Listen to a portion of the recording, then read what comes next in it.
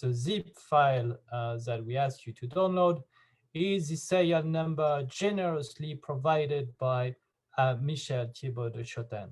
And this should work perfectly. So you have it in the zip file, you have a text file or a Word file. If you have a problem with text file, you open it and you will have this number. Before any of you got confused by this zip file has been made on a Macintosh and sometimes on Windows. You'll have two versions of the file. You have a version with a point in the front and a version without the point in the front. You need to open the file without a point in the front of the name of the file. Okay, so I'll do it again. So you have version of a serial with a point in the front, version without it. You need to open the one without the point. And this will be the same for TRK file, tractography file, every other file that I ask you to open. Always open the one that is not with a point in the front. Michel, is there any way that you can zoom in on your Finder? Because we can't actually read the files that you... No, there is not. Okay. Anyway, I can zoom out, but I cannot zoom in, and I'm sorry about that. Used to be like something. No. I used every shortcut. This is not possible. I'm sorry. But you'll use your imagination and a point, look at a point, and this is the same with the name of the file. Now, since none of you complain about not having the serial number field inside Trackvis, I assume that all of you installed Trackvis with a serial number, and you should be having this gorgeous interface open on your computer. Is that right? Great. Oh, there is a problem on Windows. I can open the point.trk file. Great, Victor, but I didn't have to open the TRK file yet. So, just kidding. Did you actually try to open the one which has a dot in the front? Because there is two different kind of TRK files, one with a dot in the front, one without a dot. And this is because this has been zipped and prepared on a Macintosh without the dot. All right. Is that because you didn't decompress the zip file? Good. Did you decompress the zip file? All right, you did. That's really good. So you know what's going to happen to you, Victor? You're going to go in the breakout room with Stephanie Forkel. We will fix your issue while I carry on with the others. We might join the breakout room if they cannot open the TRK file. Now, if you all agree, we're going to open the TRK file. So you go on File, Open Track or Scene, and you go in the folder that you previously unzip, especially speak about Windows users.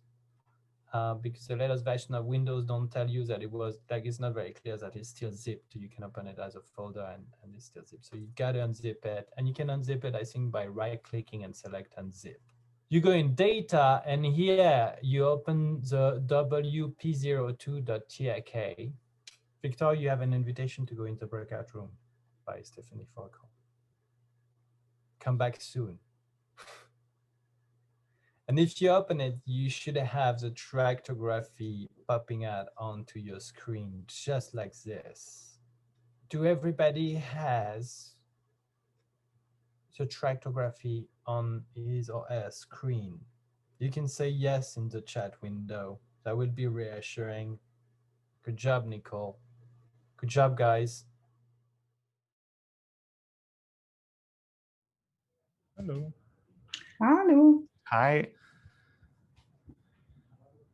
So Okay, Victor, while you sort it out, Marvin, what's your problem? Shall I quickly share my screen? So yeah, when I try to open it, I see this, so the file isn't active. It's zipped, that's why. Is it still zipped? Yeah. So if you double click it to unzip it, try the knee file now. Oh, okay, cool. Cool. You're ready to go back. Thank you.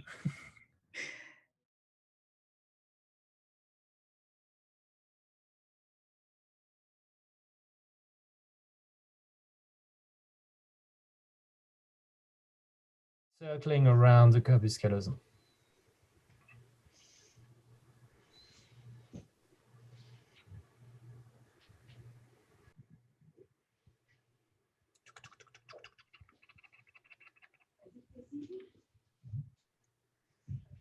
Boom, down.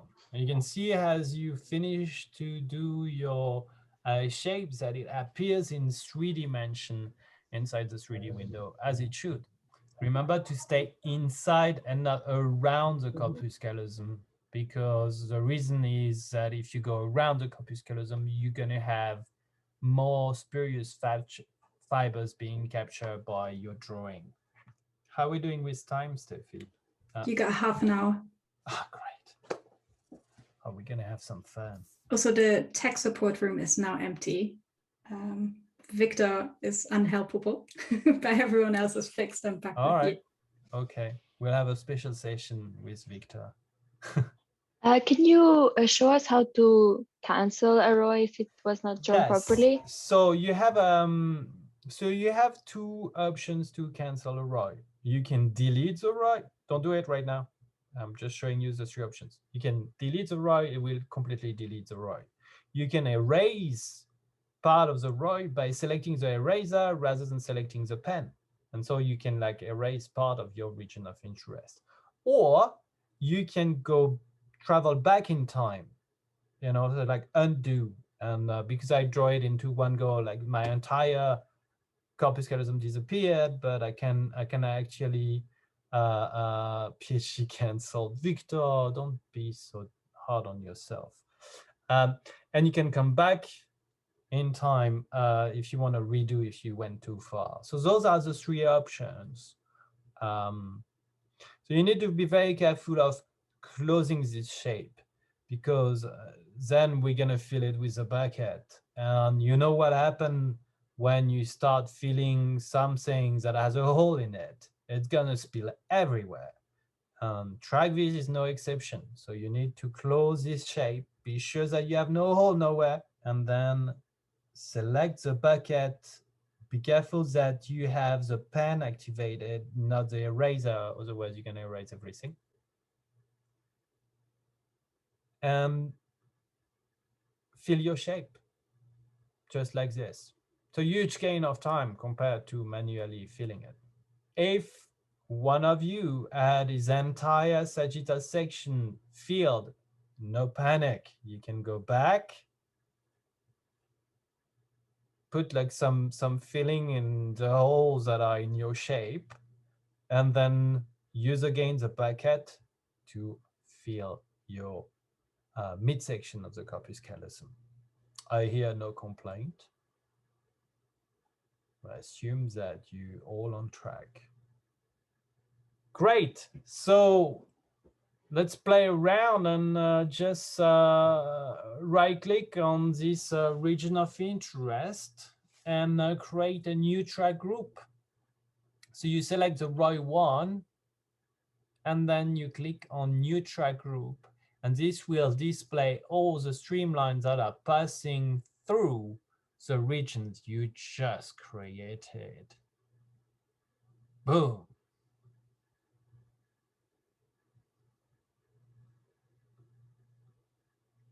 Now this is all tractography. I should probably update it. I did this acquisition of my brain in 2014, so we don't see all the fanning, but you know, it's quite all right.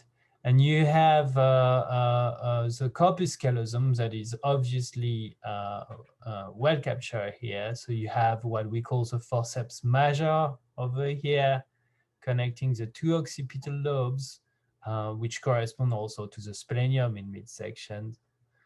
You have all the body of the corpus callosum here that is visible, that connects the sensory motor, sensory motor cortex. And you have the projection onto the prefrontal lobe over here, which would be mostly coming from the genu of the corpus callosum, and the most ventral projection orbitofrontal cortex, as I said, from the rostrum. You have little fibers over here that dive into the temporal lobe on the left and on the right, and those are called the tapetum, when they connect the left to the right temporal lobe. Now you can see that you also have those fibers like diving down over here, and those are what we call false positives. And you know, this is not your fault. It is not because you've been drawing your region of interest wrong, or because I'm not a good teacher, or at least I hope. It is because tractography is blind to what is right and what is not right in terms of fibers. We're using big voxel of 2 cubic millimeters, and fibers are, you know, around 1 to 5 microns, sometimes less than 1 micron. And so that's some big voxel to disentangle fibers that are passing by, kissing, or crossing with other fibers.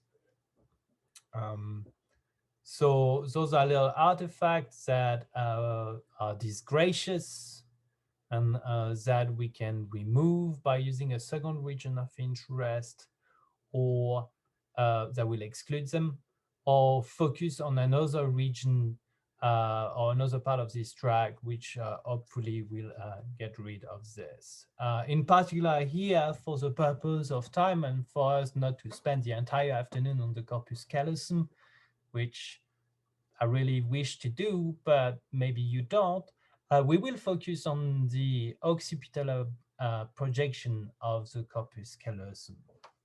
In order to select only the connections of the corpus callosum that are going to the occipital lobe, we will need to draw a second region of interest that will only capture those connections and combine it with the first in order to reconstruct only the connections of the forceps major passing through the splenium.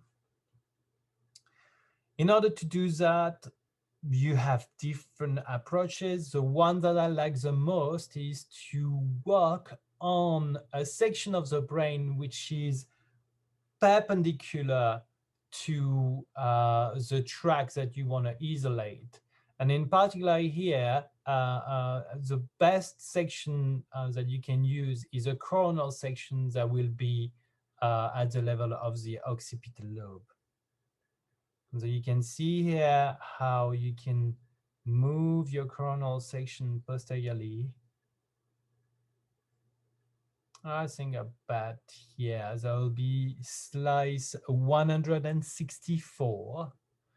And you can see like you have different kind of fibers here. You have like fibers, you have fibers like connecting the occipital lobe on the left and on the right, and you have the group of fibers that are more dorsal.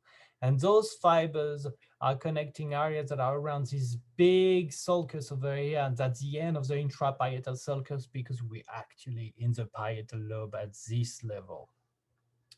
So what we're gonna do, we're gonna draw a second region of interest. I'm gonna take the occipital lobe over here.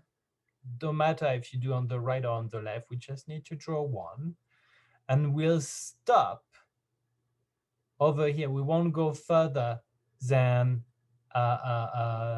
this level over here. So we won't take any of the parietal lobe, which is characterized by this sulcus over here, okay?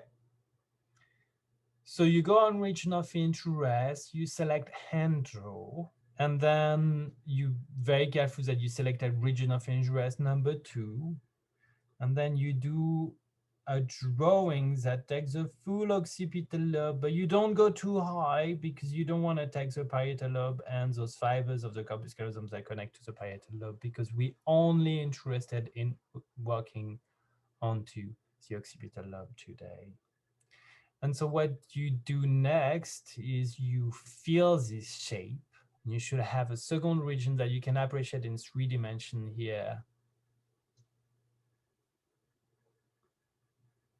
I actually went a little too high. You see, I took like a little bit like a little fibers here. So I'm just going to remove it.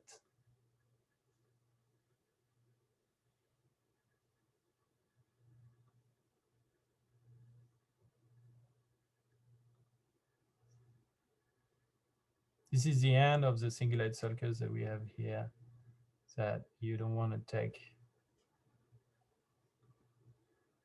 There you go. And once you're done, and we'll do that again, I'll leave it on the window so that you should probably close this. You just go right click on track 1, which is a representation of the tracks that you have here. You select toggle existing region of interest, existing ROI. You see that here you have your sphere 1 that we created earlier. You have your region of interest 1, which is part of this tractography reconstruction that is checked. And you want to check as well the region of interest number 2.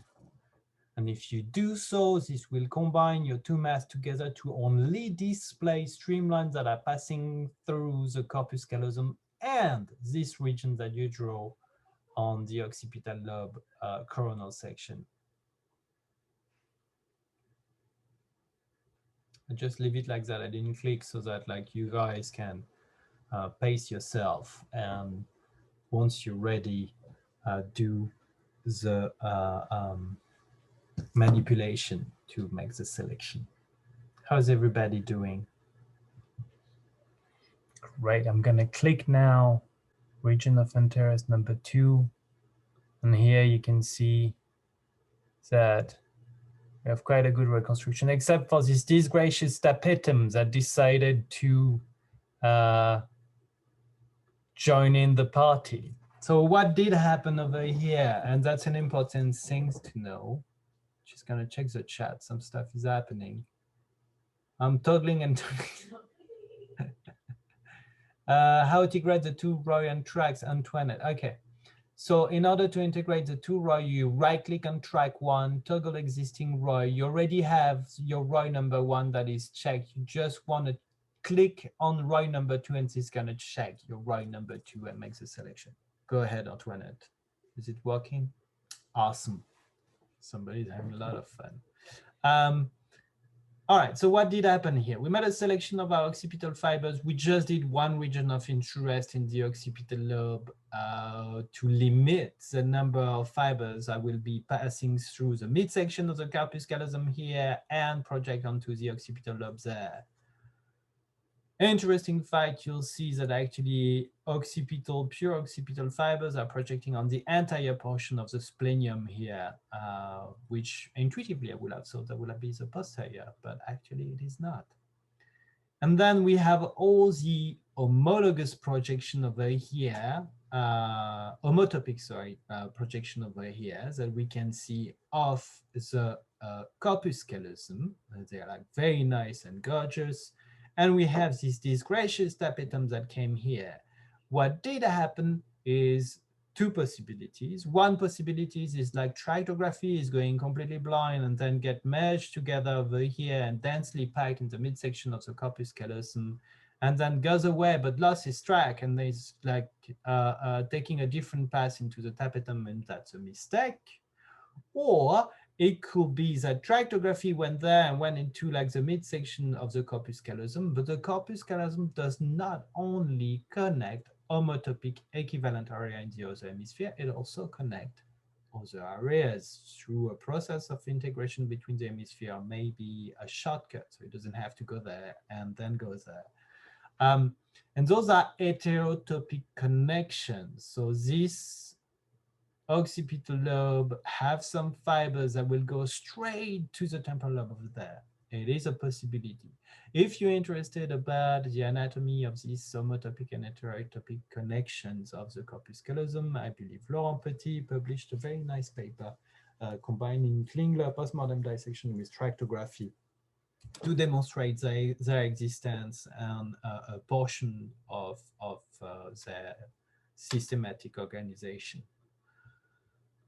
Then from there, if you don't like those fibers over here and you have the same problem as I do and you want to hide it because you don't want to have these disgracious fibers in the beautiful giant poster you want to submit to OHBM or any conference, you can actually hide them because I don't know if you noticed, but they're actually longer than the fibers that are going here. So you should be able to get rid of it just by changing in the property window. You select track 1, you have a length threshold. You can see the options by clicking on the arrow on the side. You can reduce the length and then end up with those fibers that disappear. You can go even further. And then like this is your entire tracks that disappear and you only keep the shortest one. It's not the subject matter of today. Here you go. So you have your dissection. It's nice. You get like this little peak over here. Don't know what happened. As I said, tractography is not perfect, but it is at least as good as functional MRI.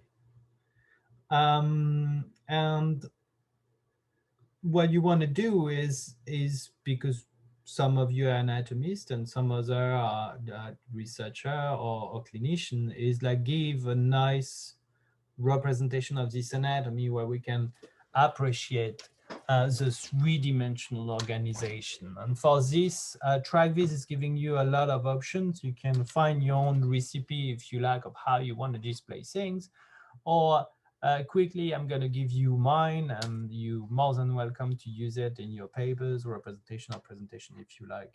There is no problem. As well as this data set, which is free of use. It's my brain. I won't sue you if you use it. Have fun doing anatomy and learning about white matter organization. So what we want to do, and a good way to represent Streamline is 3D for people to really understand that three-dimensional organization is to change the rendering of the Streamline into tubes. Because lines are finite, but tubes, you have a shape that will reflect light that allow you really to better appreciate the way they're organized. So here in the option of the track, you're going to go from line to tube. But those are really too small tubes to really differentiate them from lines. And that's why we're going to change in the render the radius from 0.05 to 0.5. And then you're going to have these big tubes over here. And then the color is just the orientation of the fibers. But what you can do is you can, because that might be confusing and people will be, yeah, but what are those color corresponding to? And, you know, you can change it for a simple color code, which will be a solid color. And then you can move it to red. You know, like a typical Caetani representation of the white matter tractography, like in the old time. Before everybody started saying that tractography is no good. And the software allows you also to do a representation where instead of having a solid color, you can project the values that are inside the reference image that you load here. Here it's just a T1 image, but you could load, I don't know, fMRI or anything you like. You can technically project directly this value onto your tractography reconstruction, choosing the option scalar. And that's the HMOA is at the density of the track, but you can select the MNI 152. And here, the values that you see correspond to the intensity onto your reference brain. And you can choose a color code that you like, as well as really the scale values that you like. This is projecting this map, but inside the tractography that I gave to you, you also have information about the behavior of water molecules, so whether the track are dense or not dense, and that will be selecting, instead of MNI 152, HMOA.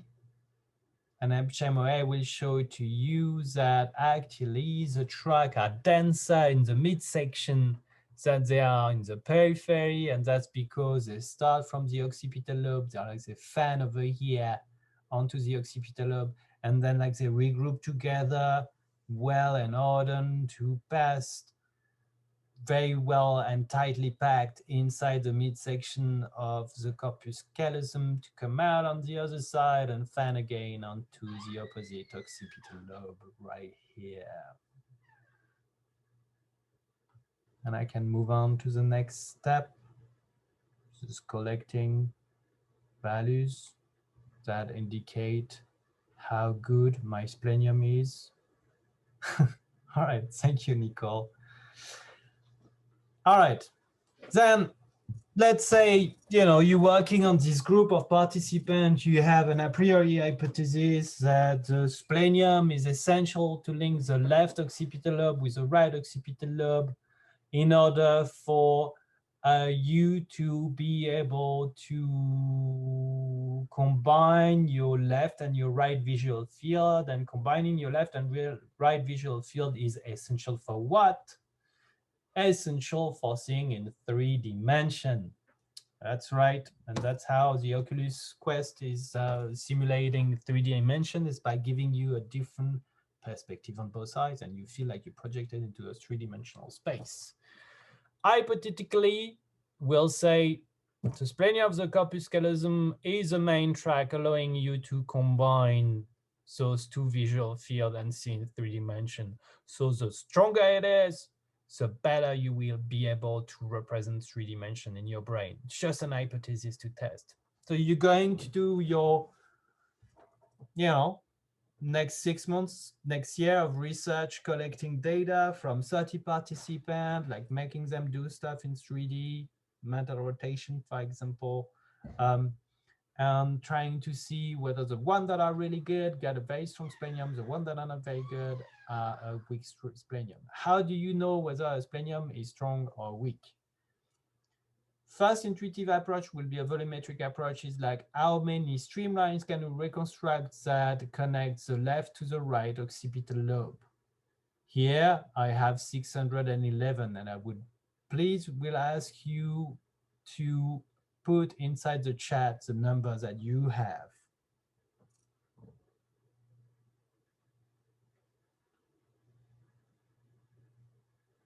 $734, that's not bad, we close. 509, very good, very good. 212, a little cheap, but still very good. 226, all right. You guys gotta be more generous with your region of interest. Great, great. Carry on, carry on. Give me your numbers. So as you can see, those numbers are highly variable from one person to another, and this is because the dissection is operator dependent. Some people, like Laurent Petit, are very generous in their region of interest. Some others, like Julian or Kat, are more restrictive in their region of interest, and the value and the number of streamline might vary a lot. And because it might vary a lot, you either train yourself to do systematically the same. Saba is very generous. We all know that. You either train yourself to systematically to do 100 brains, and then you like really a machine, and you systematically do it the same way, and you show that you minimize its variabilities. That is intrinsic to the way you do it. Or you move to a different measurement, which is more recap property window track stat. Yeah, it's in the property. Oh, so property window. So, yeah, someone just asked where to find the number. So yeah, I just wrote it. Oh, okay, cool. or you move to a different measurement that will be more reliable. And for that, you can go on more stats.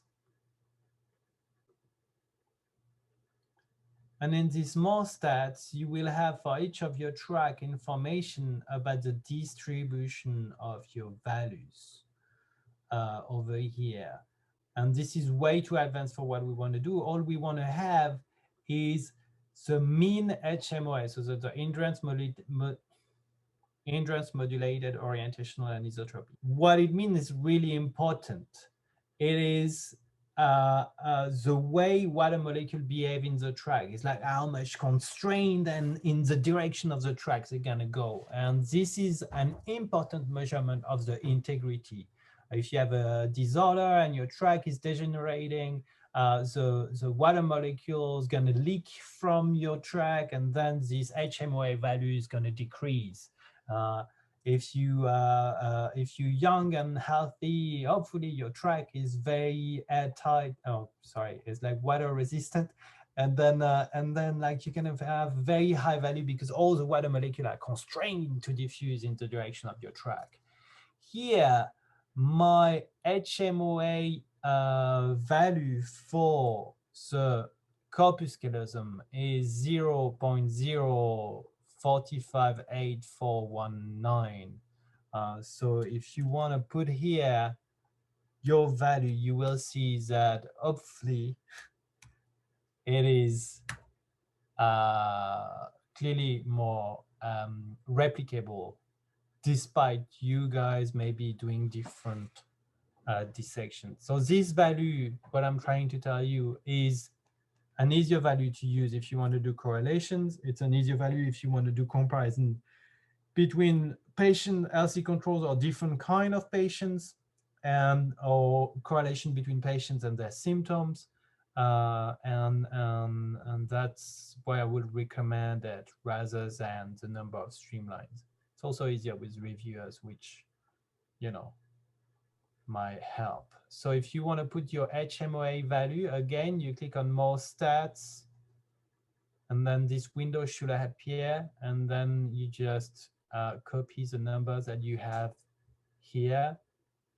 There you go. That's great. That's great, guys. You're doing a great job. As you can see, it is all around 0.04.